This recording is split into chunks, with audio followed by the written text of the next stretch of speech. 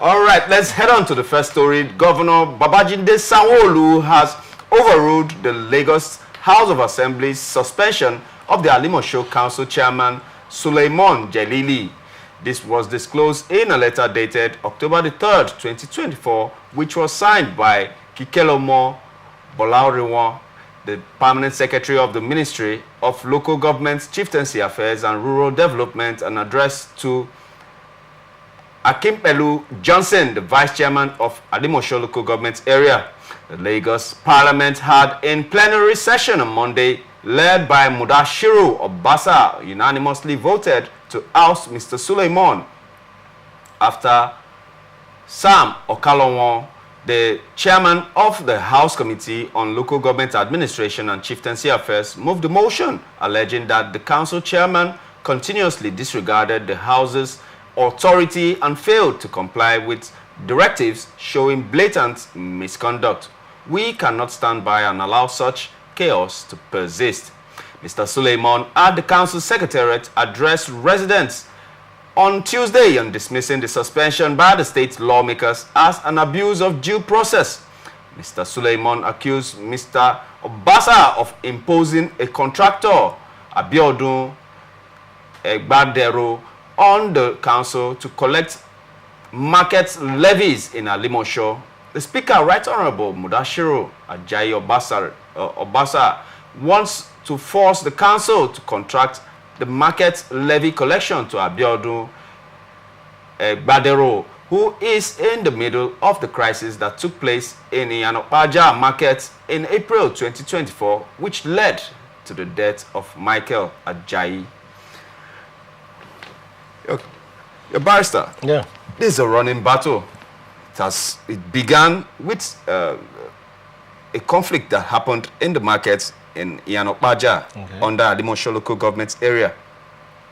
And as a result, one Michael Ajayi lost his life. And subsequently, the House decided that they will invite the local government chairman, Sulaimon Jelili, for interrogations and for maybe questioning concerning the death of Michael Ajayi.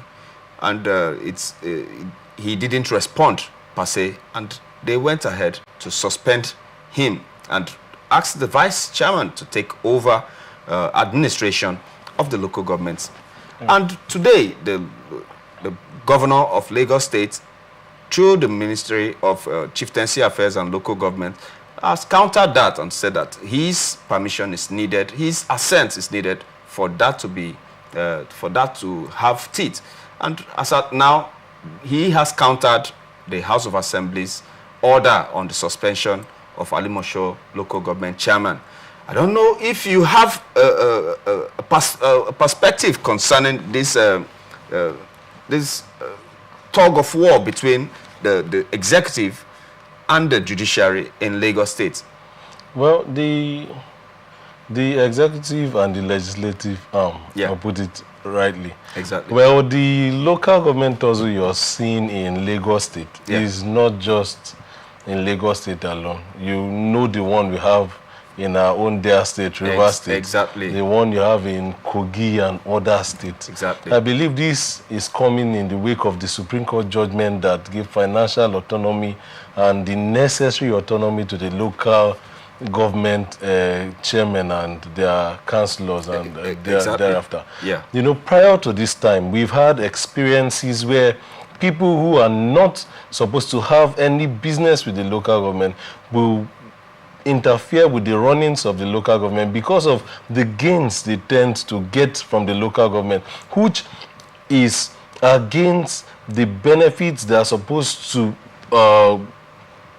be enjoyed by the people in that locality, in the rural areas. So I thank God for the Supreme Court judgment that has been given, and I thank God for these issues that we are seeing, because these issues, once they are laid to rest, will pave way for a greater local government system. I've seen the issue of the local tussle between the local government chairman and the Speaker of the Lagos State House of Assembly. Exactly.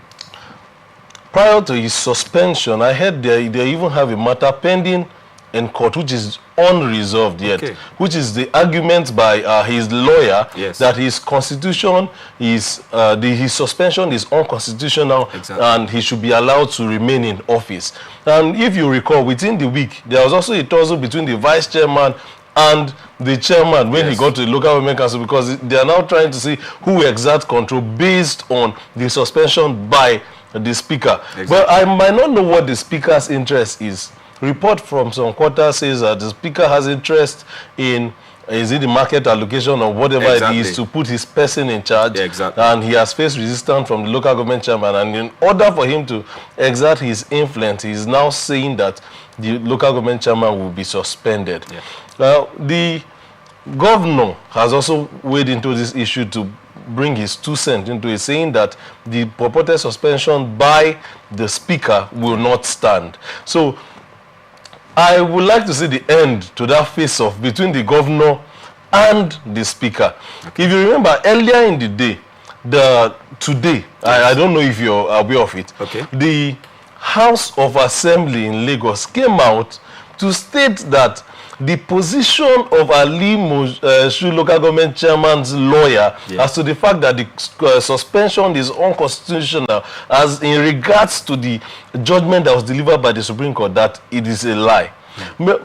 Also bear it in mind that when the Supreme Court verdict on local government autonomy was given, several lawyers came about with the opinion that there has to be constitutional amendment to back that Supreme Court judgment. You know, the provisions of the pronouncement of the Supreme Court is law as it stands. Exactly. But we cannot overlook the fact that some amendment has to be made in the Constitution also to flow in line with what has been given by the Supreme Court. Because if you look at the Constitution, there's a place that talked about joint funds between the local government and the state government, which has not been clarified. Exactly. So I believe this has not been expunged also. It has not been expunged. Exactly. So these issues that are cropping up here and there, we further boost the morale of the National Assembly to give us a constitutional amendment in order for us to have functional local government councils. Now, this Lagos State House of Assembly is saying that the Constitution gives them the power to make laws for the local government council. That if the Constitution gives them that power, mandates them to make laws for the local government council, that if I can make laws for you, that means I can invite whomever is in charge to answer to me when there's an issue in that local government. That is their position. Now they're saying they've made the laws, and that laws also mandate them to suspend the local government chairman, which is the position. Now if there's such a law in place and there's no constitutional provision that law counters, then that law in itself will stand as it seems. The other issue we want to look at is the constitution of the members that form the quorum to pass that suspension on the local government chairman. Then the other issue you want to look at is the governor's interest in that local government. This issue you're seeing is a very broad issue. I know that at the end of the day, the courts will come in to give their verdict and put an end to this issue. I hope it won't be like the River State issue that has no end. I mean, we will still find our way back to River State. But for now, let's clarify. There's a salient issue that I've been bothering some of my guests throughout this week since this story broke out. The functionality or the relevance per se of the Legislative Council of the local government. What role does it still have to play in our present political system? Does it really have to exist? If it's existing, do they have powers over the chairman? If they do have powers over the chairman, where and when has that power been exercised prior to this time, sir? Well, for some of the laws that I've seen, the local government council, which are made up of councillors and other chairman or what have you, have powers to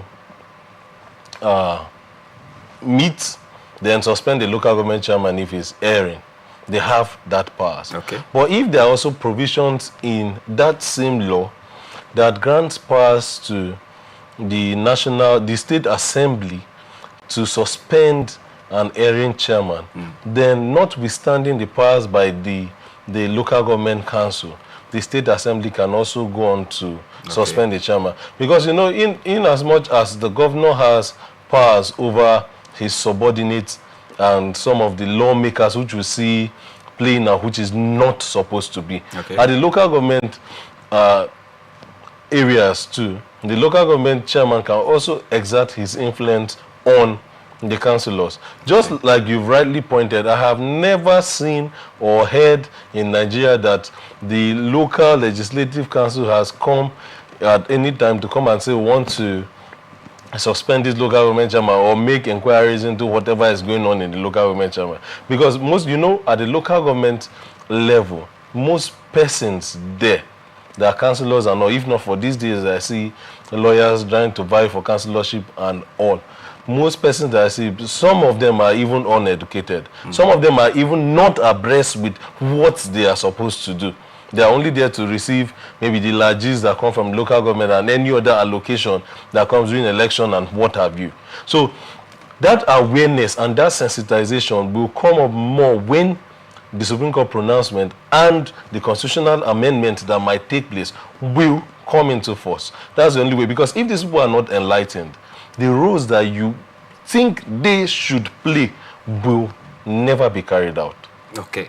So, all right. I know that we don't have most of the facts in our hands, but you did hear the breaking news concerning River State House of Assembly. Well, just within 2 minutes. The breaking news about River State House of maybe Assembly. The next time we see, I would like you to dissect it. I heard the breaking news about River State House of Assembly. I know I've spoken much about this issue on your radio station, Wish FM. I know I've spoken on it. Okay. What we are seeing in River State is a political tussle that is still far from over. It's a political tussle that might take the end of the tenure of the governor before it comes to an end. The Supreme Court has given its verdict. Definitely the next thing you will see is an appeal at the Court of Appeal just gave it verdict, sorry. Yes. Definitely the next thing you see is an appeal at the Court of Supreme Court, which will be the final arbiter to this issue. Exactly. But if you remove the fact, because this breaking news that you just read, I don't have a copy of the judgment. I've not seen what it looks like. But from the breaking news, there was no issue about the defection or other issues that have plagued us in this state since the inception of Governor Fubara in office. But if I get to see the judgment, then I can confidently tell you if we have other lingering issues that will still drag us to this point, or if the issue has been laid to rest as it seems. Because the issue that led to this, the four-man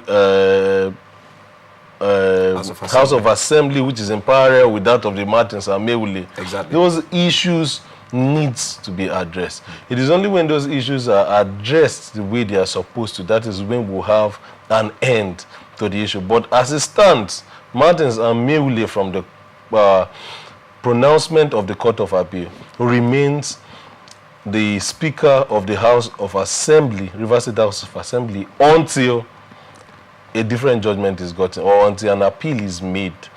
Pending the determination of that appeal, Martin Samuel is recognized as the Speaker of the River State House of Assembly. Oh, Barrister Amachi, I would like for you to give us your time, same time next week, when you have digested. I would like to come. Please. I'm ready. Please. I would like to come. I want to know your perspective concerning this case. I'll give you my perspective. Definitely, the position of the court will always be my perspective, whether I like it or not. We might have our reservations as legal practitioners. I will leave to know your reservations. When you have judgments or rulings from Port Harcourt and you have one from we have our reservations. Definitely. But it would always be in line with the pronouncement of the courts, because a lawyer must respect the decision of the court.